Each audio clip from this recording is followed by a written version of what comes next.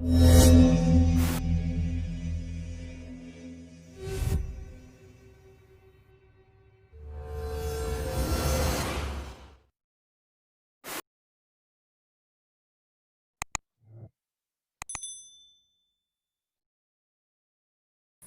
semuanya, kembali lagi bersama kami di Grim Stories.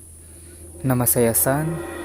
Kali ini saya tidak akan kembali menceritakan pengalaman pribadi saya, melainkan kita akan mendengarkan kembali pengalaman dari teman saya, Kimon.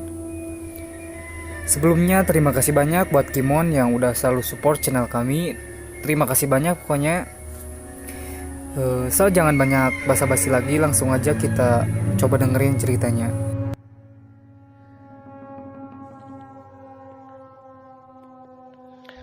Halo, assalamualaikum warahmatullahi wabarakatuh. Perkenalkan, nama saya Kimon. Saya di sini ingin kembali menceritakan cerita horor saya.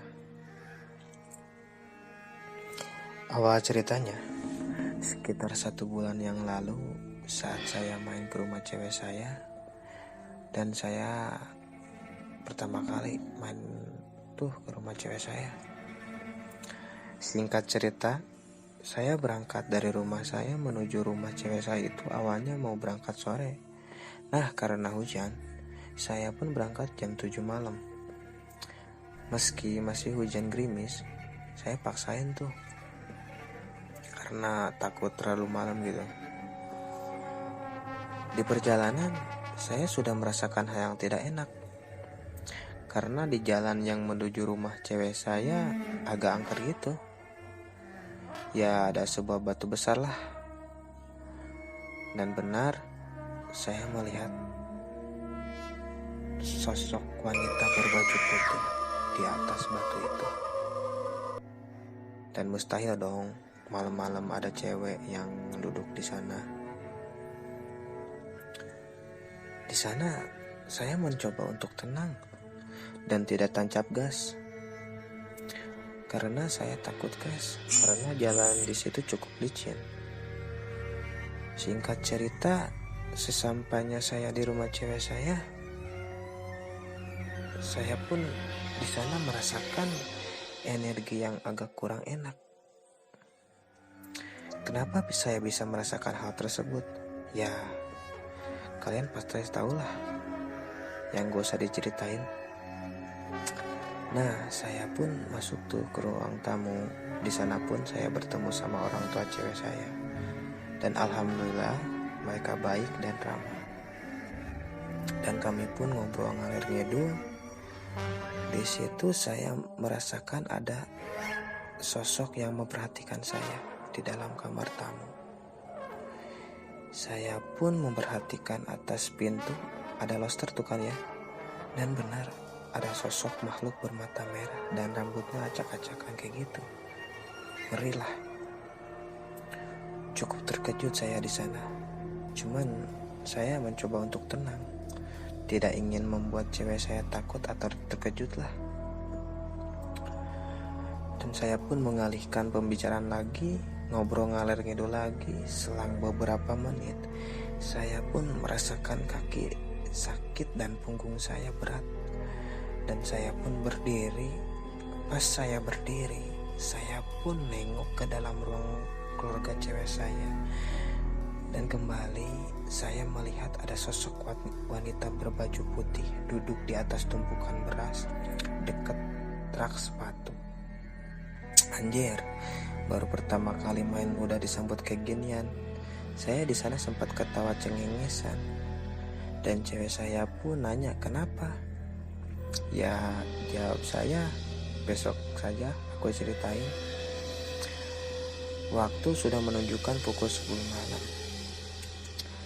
Dan saya bergegas pulang dan pamit ke orang tua cewek saya. Dan saya keluar dan menyalakan motor saya. Pas saya mau berangkat, motor pun terasa berat. Sampai-sampai motor saya gak naik di tanjakan dekat rumah cewek saya. Perasaan tanjakan itu gak terlalu curam deh. Tapi entahlah, terasa berat tuh motor. Aneh juga nih motor, kata saya. Dan saya pun baca doa dalam hati, dan alhamdulillah motor saya normal kembali. Di perjalanan pulang saya, motor saya kembali agak berat, kayak ngebonceng seseorang gitu di belakang. Dan saya pun mengarahkan kaca spion saya ke belakang. Dan ternyata ada sosok wanita berbaju putih ikut di motor saya. Dan di sana saya pun mencoba tenang, dan saya memberhentikan melaju motor saya. Saya berdiam diri, diam sejenak. Saya pun berdoa dalam hati. Dan alhamdulillah makhluk itu hilang. Saya pun heran, kenapa dia sampai ikut ke saya?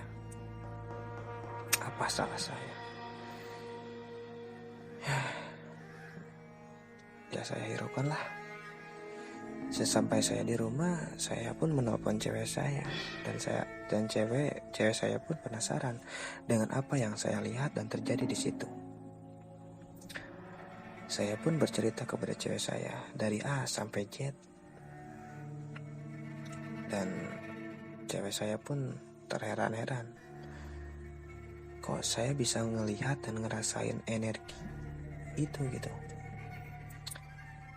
Dan saya pun menghiraukan pertanyaan cewek saya, dan tidak maulah sampai cewek saya tahu gitu. Gak usah diceritain lah kalau itu mah gitu.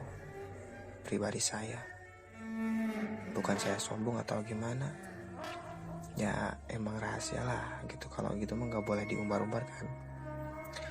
Ya singkat cerita, di siang hari cewek saya kembali nelpon, dan cewek saya menceritakan semua yang saya alami semalam kepada ayahnya.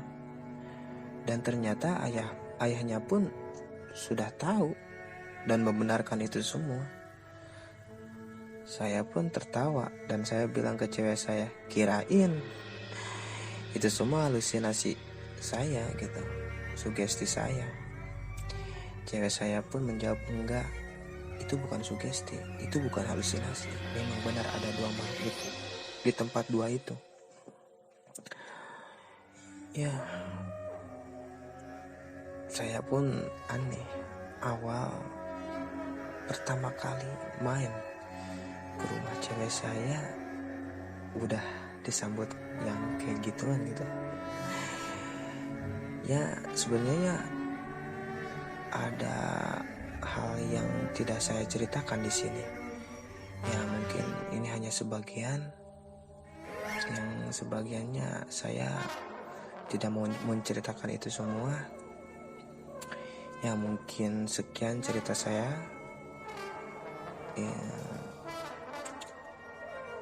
terima kasih untuk kru Green Stories sudah mengizinkan saya untuk berbagi cerita di sini. Percaya atau tidak, itu memang real cerita horor saya yang pernah saya alami.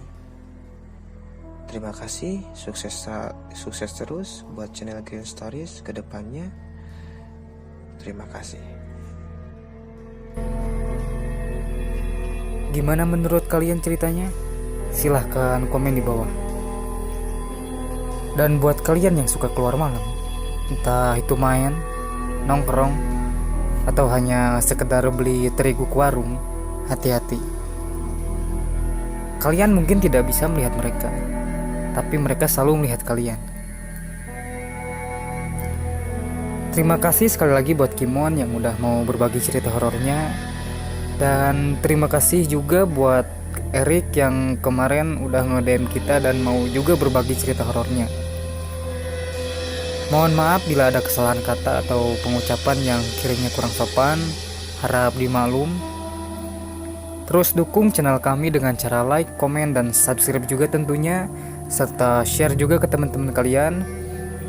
Dan buat kalian yang punya cerita horor atau pengalaman pribadi tentang horor dan pengen diupload di channel ini, silahkan DM aja ke media sosial kami yang udah kami cantumkan di kolom deskripsi.